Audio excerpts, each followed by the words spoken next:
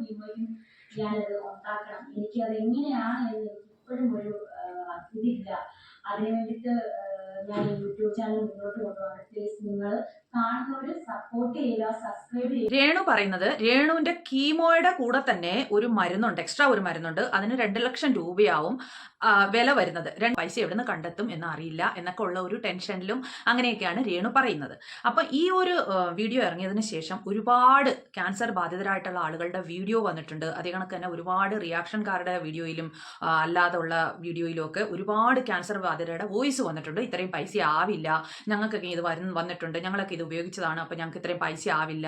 ഇന്ന് മെഡിക്കൽ കോളേജുകളിലൊക്കെ നമ്മളെ BPL card ആയാലും റേഷൻ കാർഡ് കാണിച്ചാലും കാരുണ്യ ചികിത്സാ പദ്ധതിയിലൂടെയും അതായത് പ്രധാനമന്ത്രിയുടെ ചികിത്സാ കാർഡിലൂടെയൊക്കെ നല്ല ഡിസ്കൗണ്ടിലും മരുന്നുകൾ കിട്ടും, ഇത്രയും പൈസ ആവില്ല എന്നൊക്കെ പറഞ്ഞിട്ട് ഒരുപാട് ആൾക്കാർ വോയിസ് ആയിട്ടും വീഡിയോ ആയിട്ടൊക്കെ വന്നിട്ടുണ്ടായിരുന്നു. അതിനെതിരായിട്ട് രേണുവിന്റെ ചേച്ചി മരുന്നിന്റെ സത്യാവസ്ഥ അറിയിച്ചുകൊണ്ട് ഒരു വീഡിയോ ഇട്ടിട്ടുണ്ട്. നമുക്ക് രേണുവിന്റെ ചേച്ചി പറയുന്ന കുറച്ച് കാര്യങ്ങൾ കേൾക്കാം.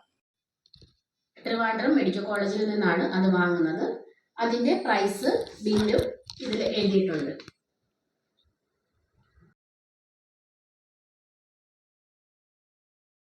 രേണുവിന്റെ ചേച്ചി മരുന്ന് മേടിച്ചതിന്റെ ബില്ലാണ് കാണിക്കുന്നത്. അപ്പോൾ ബില്ല് കാണിക്കുമ്പോൾ അതിനകത്ത് അവരിങ്ങനെ കൈ മറച്ച് പിടിച്ചിട്ടാണ് കാണിക്കുന്നത്. ഇതിപ്പോൾ രേണുവിന്റെ പേരിലുള്ള ബില്ല് തന്നെയാണ്. 2,26,028 രൂപയുടെ ബില്ലാണ് കാണിക്കുന്നത്.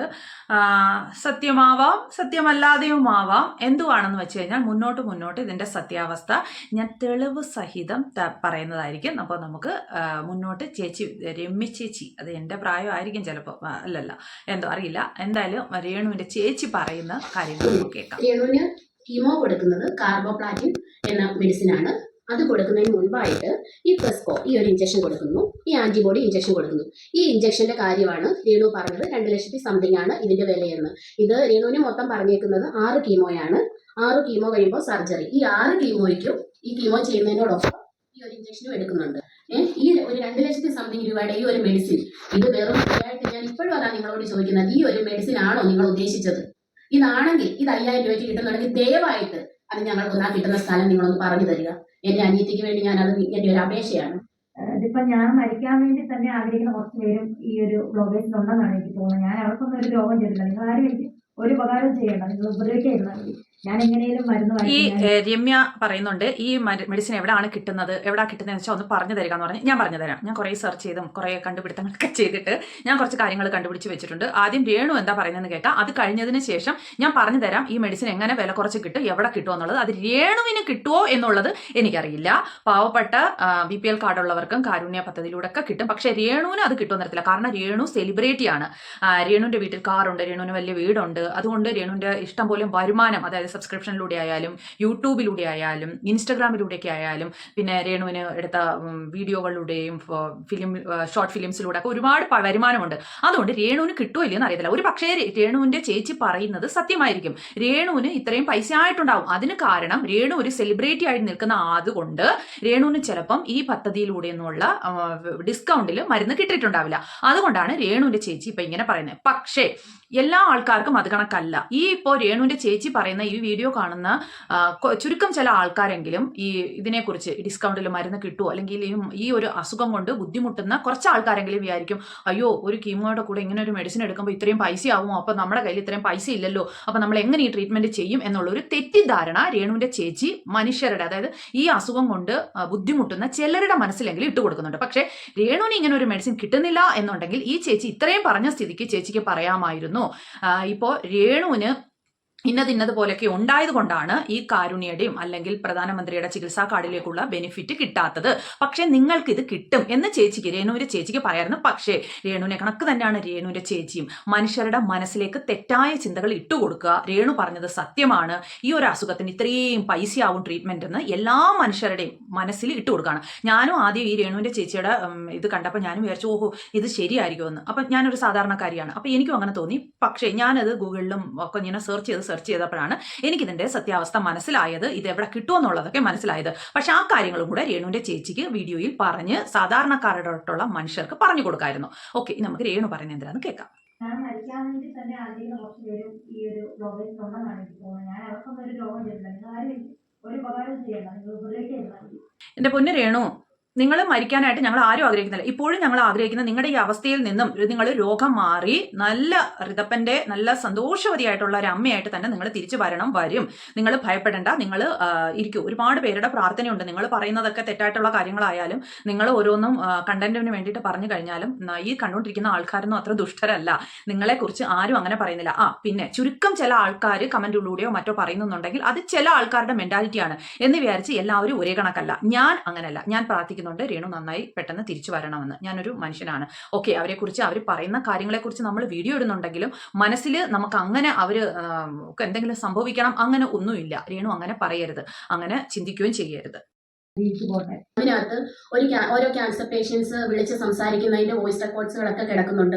എനിക്ക് അത്രേ ആയുള്ളൂ, അവർക്ക് അതായില്ല, എന്റെ ക്യാൻസറിന് ഇങ്ങനെയായിരുന്നു, എന്റെ ക്യാൻസറിന് കീമോ ചെയ്തപ്പോൾ ഞങ്ങൾക്ക് ഇത്ര രൂപയായുള്ളൂ. അത് പറയുന്നവരോട് എനിക്കൊരു കാര്യം പറയാനുള്ളത്, ഈ ക്യാൻസർ എന്ന് പറയുന്നത് അത് പല ടൈപ്സ് ഉണ്ട്, പല സ്റ്റേജസ് ഉണ്ട്. രേണുവിന്റെ ക്യാൻസർ, ബ്രസ്റ്റ് ക്യാൻസർ, അതിൽ HER2 പോസിറ്റീവ് ആണ് കാണിക്കുന്നത്. അപ്പൊ HER2 പോസിറ്റീവിന് അത് അതിതീവ്രമായിട്ട് സ്പ്രെഡ് ആയിക്കൊണ്ടിരിക്കുന്ന ക്യാൻസർ ആണ്. അത് അതിപ്രസരമുള്ള ഒരു ക്യാൻസറുമാണ്. അപ്പൊ അതില് നമ്മൾ നൂതനമായ ചികിത്സാ രീതികൾ കണ്ടുപിടിച്ചിട്ടുണ്ട്. ഇപ്പോ ആളുകൾ പറയുന്നു എന്നുണ്ടെങ്കിൽ അത് അവരെ കുറ്റം പറയാൻ പാടില്ല. നിങ്ങളെ അനിയത്തി പറഞ്ഞതും കേട്ടതും പ്രവർത്തിക്കുന്നതും വെച്ചിട്ടാണ് ഈ നിങ്ങളുടെ വീഡിയോസ് കണ്ടിട്ട് ആൾക്കാർ പറയുന്നത്. കാരണം ഇത്രയും പെട്ടെന്ന് പടരുന്ന ഒരു അസുഖമാണെന്ന് നിങ്ങൾ തന്നെ പറയുന്നു. അപ്പം നിങ്ങൾ നിങ്ങളുടെ അനിയത്തിയും കൂട്ടിക്കൊണ്ട് നിങ്ങൾ സിനിമയ്ക്ക് പോകുന്നു, പുറത്ത് ഹോട്ടലിൽ ഭക്ഷണം കഴിക്കാൻ പോകുന്നു, തലയിൽ വിഗ് വെക്കാൻ പോകുന്നു, പിന്നെ പ്രൊമോഷന് പോകുന്നു. ഇതൊക്കെ ശരിയായിട്ടുള്ള കാര്യമാണോ? നിങ്ങളൊരു നേഴ്സ് ആയതുകൊണ്ട് നിങ്ങൾക്ക് നിങ്ങളുടെ അനിയത്തിയോട് പറഞ്ഞു കൊടുത്തൂടെ, നമ്മളിപ്പോൾ വീട്ടിൽ ഇരിക്കാൻ വേണ്ടുന്നത്, ഇത് നീ വിചാരിക്കുന്ന കണക്ക് അത്ര ചെറിയ ഒരു കാര്യമല്ല, ഇത് കുറച്ച് സീരിയസ് ആയിട്ടുള്ള കാര്യമാണ്, അതുകൊണ്ട് നീ വീട്ടിൽ അടങ്ങി ഒതുങ്ങി ഇരിക്കൂ എന്ന് പറഞ്ഞു കൊടുത്തിട്ട് നീ ഈ തെറ്റായ പ്രചരണം നിന്റെ വീഡിയോയിലൂടെ പറയരുത്. ഈ അസുഖത്തിന് നല്ല സീരിയസ്നെസ് ഉണ്ട്. ആ സീരിയസ്നെസ്സോട് കൂടി വേണം നീ നിന്റെ വീഡിയോയിൽ സംസാരിക്കാൻ. കാരണം നിങ്ങളുടെ വീഡിയോ, അതായത് ഈ രേണുവിന്റെ വീഡിയോ ഒരുപാട് ആൾക്കാർ കാണുന്നതാ. അപ്പൊ അവരുടെ ഇടയിലേക്ക് ഒരു തെറ്റായിട്ടുള്ള ഒരു കാര്യം എത്തിച്ചേരരുത് എന്ന് നിങ്ങൾക്ക് നിങ്ങളുടെ അനിയത്തിയോട് പറഞ്ഞു കൊടുത്തുകൂടായിരുന്നു. ഇപ്പൊ നിങ്ങൾ വന്നിരുന്നിട്ട് മരുന്നിനെ കുറിച്ചും അതിന്റെ വിലയെക്കുറിച്ചും ഒക്കെ പറയുന്ന നിങ്ങൾക്ക് ഇതിനു മുന്നേ രേണുവിനെ ഈ വീഡിയോയിലെ മുന്നിലേക്ക് വിടാതെ നിങ്ങൾക്ക് തന്നെ വന്നിരുന്ന ഈ അസുഖത്തിന്റെ സീരിയസ്നെസ് പറഞ്ഞു കൊടുത്തുകൂടായിരുന്നു. അത് ചെയ്തില്ലല്ലോ. നിങ്ങളുടെ അനിയത്തി വന്നിട്ട് എന്തൊക്കെയോ പറയുന്നു, എന്തൊക്കെയോ പ്രവർത്തിക്കുന്നു, റീൽസ് എടുക്കുന്നു, ഈ ലൈനയിൽ അടിച്ചടിച്ചിട്ടൊക്കെ റീൽസ് എടുക്കുന്നു. അപ്പൊ കാണുന്നവരെന്താ വിചാരിക്കുന്നത്? ഇവർ ഫേക്കാണ്, അവർക്ക് ഒന്നുമില്ല, അവർ ചുമ്മാ പറയുകയാണ്. നിങ്ങളുടെ അനിയത്തിയുടെ സംസാരം കണക്കായിരുന്നു. അതുകൊണ്ടാണ് ആൾക്കാർ കമന്റ് ഇട്ടതും പറയുന്നതും പ്രവർത്തിക്കുന്നതും ഒക്കെ. ഈ പറയുന്നവരെയൊന്നും തെറ്റു പറയാൻ പറ്റത്തില്ല. പിന്നെ ഇപ്പോൾ നിങ്ങൾ പറയുന്നു ഈ ഒരു അസുഖം പെട്ടെന്ന് പടർന്നുകൊണ്ടേയിരിക്കുന്നതാണെന്ന്. നിങ്ങളുടെ അനിയത്തി തന്നെയാണ് വന്ന് പറഞ്ഞത് ഇത് അവരുടെ 15ാമത്തെ വയസ്സിൽ അവർക്ക് ഇങ്ങനെ ഒരു മുഴയുണ്ട്, ഇങ്ങനെ ഒരു അസുഖം ഉണ്ടെന്ന് അവർ അറിഞ്ഞതാണെന്ന്. അന്ന് തൊട്ട് പടരുന്ന അസുഖമാണെന്നുണ്ടെങ്കിൽ 35 വയസ്സായി 32 വയസ്സായെന്നൊക്കെ പറയുന്നുണ്ട്. ഇത്രയും വർഷക്കാലം വരെ ഇങ്ങനെ പടരാതിരുന്നു, ഇപ്പം പെട്ടെന്ന് തന്നെ അങ്ങ് പടർന്ന് പിടിക്കുവാണോ? ടാർഗറ്റഡ് തെറാപ്പി, ആ ടാർഗറ്റഡ് തെറാപ്പിയിൽ ഉള്ള ഒരു ഇഞ്ചക്ഷൻ ആണ് ഫെസ്കോ 600 mg. എന്റെ മെഡിസിനെ പറ്റിയുള്ള വിവാദങ്ങളൊക്കെ ഇപ്പൊ നടന്നുകൊണ്ടിരിക്കുന്നത് ഞാൻ അറിഞ്ഞു. എനിക്ക് ഫോൺ തരാത്തതുകൊണ്ട് ഞാൻ ഇതൊന്നും അറിയുന്നില്ല. ഡോക്ടേഴ്സ് പറഞ്ഞിട്ടുള്ള വിവാദം ഒന്നും കേൾക്കരുതെന്ന്. അത് എന്റെ രോഗത്തിന്റെ ട്രീറ്റ്മെന്റിനെ ബാധിക്കുന്നു പറഞ്ഞുകൊണ്ട് എന്റെ വീട്ടുകാർ എനിക്കിപ്പോ ഫോൺ തരാറില്ല. അപ്പം നിങ്ങൾ ഇതിനെപ്പറ്റി കേട്ടപ്പോൾ തന്നെ എന്റെ ചേച്ചി അതിനെപ്പറ്റി ഡീറ്റെയിൽ ആയിട്ട് നിങ്ങളോട് സംസാരിച്ചു. അപ്പം നിങ്ങൾ കുറച്ചുപേരെ ഉപകാരം ചെയ്തതിൽ ഉപദ്രവിക്കാതിരിക്കുക. Hi, hello, welcome back to my YouTube channel. ഇപ്പൊ നിങ്ങൾ പറയുന്നു നിങ്ങൾക്ക് ഫോണൊന്നും തരില്ല എന്ന്. നിങ്ങൾ ദിവസം 2, 3, 4 റീൽസ് ഒക്കെ ഇടുന്നത് പിന്നെ ഫോൺ തരാതെ വേറെ എവിടെയാണ്? നിങ്ങൾ ഇന്റർവ്യൂ കൊടുക്കുന്നു, നിങ്ങളുടെ വീഡിയോകൾ ഇങ്ങനെ ദിവസവും 1, 2, 3 ഒക്കെ ആയിട്ട് പുറത്ത് വരുന്നു. ഫോണൊന്നും ഉപയോഗിക്കാത്ത നിങ്ങളെ എവിടെ നിന്നാണ് ഇത്രയും വീഡിയോസും കാര്യങ്ങളും ഒക്കെ വരുന്നത്? നിങ്ങളുടെ കമന്റ്സിനൊക്കെ മറുപടിയൊക്കെ പറയുന്നുണ്ടല്ലോ. ഇപ്പൊ തന്നെ നിങ്ങൾ പറയുന്നുണ്ടല്ലോ ഞാൻ എത്രയും പെട്ടെന്ന് തീർന്നു കിട്ടണമെന്നുള്ള ആഗ്രഹമുള്ള വ്ളോഗർമാരൊക്കെ ഉണ്ട്. അതൊക്കെ നിങ്ങളുടെ കമന്റ് കണ്ടിട്ടാണ് പറയുന്നത്. പിന്നെ ദ്രോഹിക്കാതിരുന്നിട്ടും ദ്രോഹിക്കരുത് എന്നൊക്കെ പറയുന്നത്, ഇതൊക്കെ അറിഞ്ഞതൊക്കെ എങ്ങനെയാണ്? ഇപ്പൊ പറഞ്ഞല്ലോ ചേച്ചി അവർ പറഞ്ഞെന്ന്. പക്ഷെ നിങ്ങൾ ഫോൺ ഉപയോഗിക്കില്ല എന്ന് പറഞ്ഞത് ഞങ്ങൾ അത്ര വിശ്വസിക്കാൻ പറ്റുന്ന കാര്യമല്ല. ഓക്കെ, ഇനി അവര് പറഞ്ഞു, നേരത്തെ ചോദിച്ചു ഇപ്പം ഈ 2 ലക്ഷം രൂപയുടെ 2 ലക്ഷം സംതിങ് രൂപയുടെ മരുന്ന് 5000 രൂപയ്ക്കൊക്കെ കിട്ടുന്നത് എവിടെയാണെന്ന് നിങ്ങളൊന്ന് പറഞ്ഞു തന്നാൽ നന്നായിരുന്നു. ഞാൻ പറഞ്ഞു തരാം, എന്റെ ചെറിയ അറിവിലുള്ള കാര്യമാണ്. പക്ഷെ അതിനെക്കുറിച്ച് നമുക്കൊന്ന് നോക്കാം. ഇതിൽ പെർട്ടൂസുമാബ്, ട്രസ്റ്റുസുമാബ് എന്നീ 2 മരുന്നുകൾ ഒരുമിച്ച് അടങ്ങിയിരിക്കുന്നു.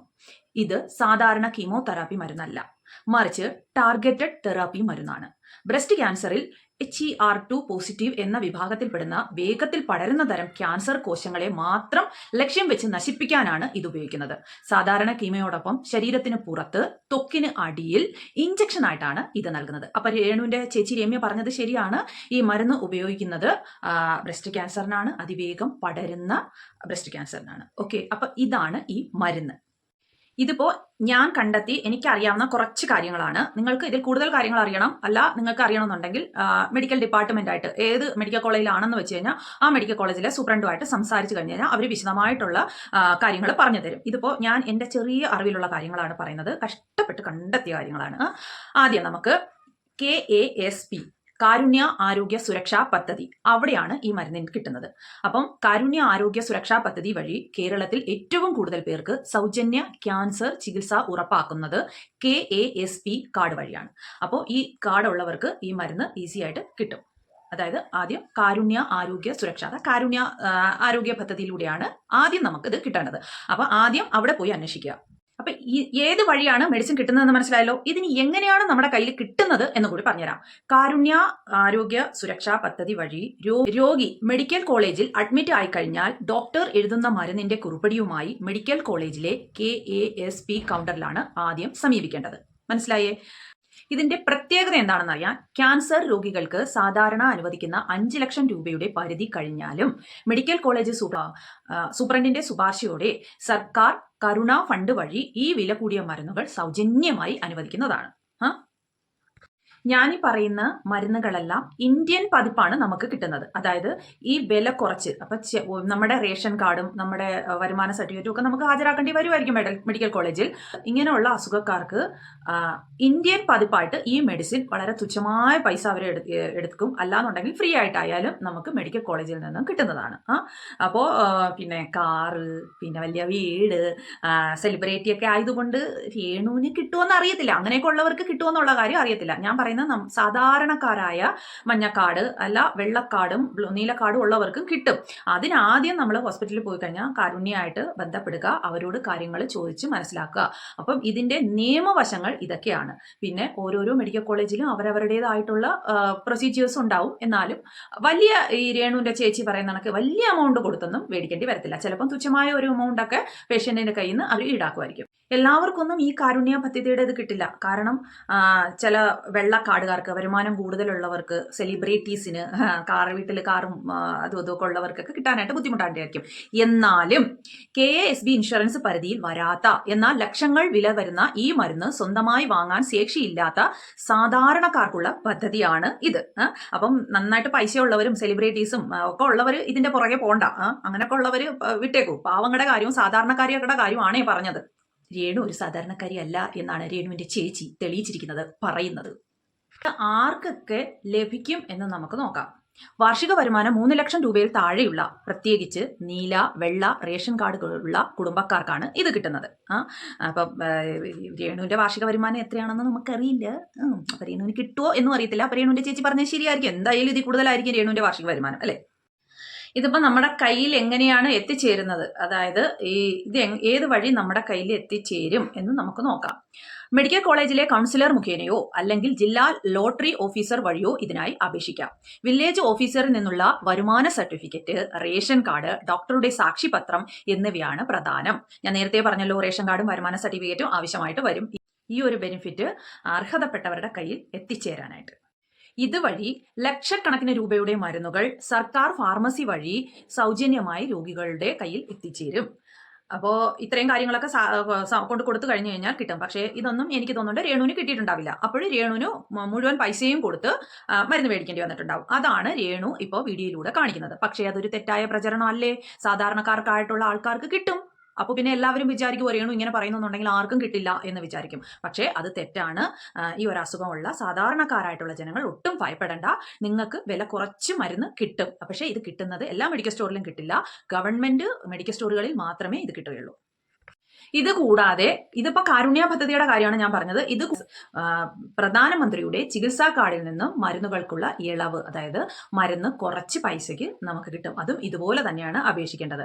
അപ്പം സാധാരണക്കാരായിട്ടുള്ള ജനങ്ങളെ പറഞ്ഞ് പേടിപ്പിക്കുകയാണ്. പിന്നെ രേണു കിടക്കയിൽ, ഇപ്പൊ രേണുവിന് കീമോ കഴിഞ്ഞിട്ട് കിടക്കുവാണെന്ന് തോന്നുന്നുണ്ട്. രേണു പറയുന്നുണ്ട്, എനിക്ക് വേണ്ടിയിട്ട് തെറ്റായിട്ട് ആരും ഒന്നും പറയല്ലേ, ചെയ്യല്ലേ.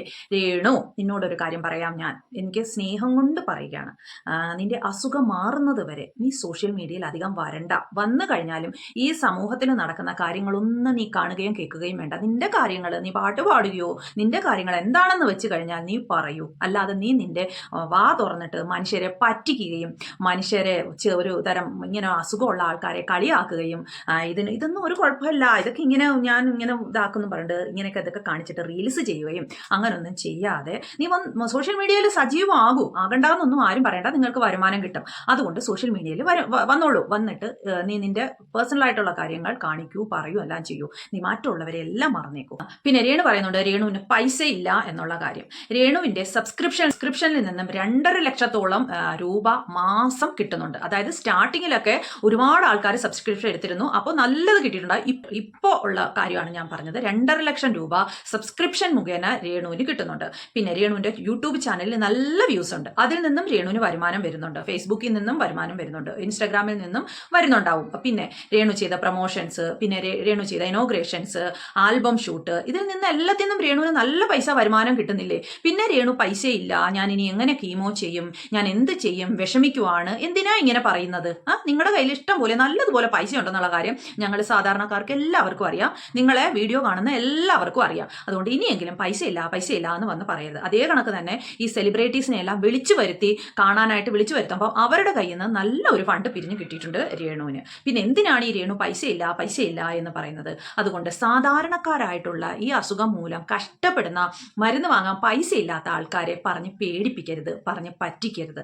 സാധാരണക്കാർക്കായിട്ടുള്ള ആൾക്കാർക്ക് ഇത് വില കുറച്ച് മരുന്ന് കിട്ടും. പിന്നെ നിങ്ങൾ ഇത് എവിടെ കിട്ടും എന്ന് പറഞ്ഞതുകൊണ്ടാണ് ഞാൻ ഇത്രയ്ക്ക് തേടി കണ്ടുപിടിച്ച് കൊണ്ടുവന്നത്. ഇപ്പം എവിടെ കിട്ടുമെന്ന് അറിഞ്ഞല്ലോ. നിങ്ങൾ ഇനി കോട്ടയം മെഡിക്കൽ കോളേജിൽ പോകുമ്പോൾ അവിടുത്തെ മെഡിക്കൽ ഓഫീസറുമായിട്ട് ബന്ധപ്പെടൂ, നിങ്ങൾക്ക് കിട്ടും. പിന്നെ ഞാൻ പറഞ്ഞ ഈ രേഖകളൊന്നും നിങ്ങളുടെ കയ്യിൽ ഇല്ല എന്നുണ്ടെങ്കിൽ പിന്നെ കിട്ടാൻ ചാൻസ് ഇല്ല, മറന്നേക്കൂ. പിന്നെ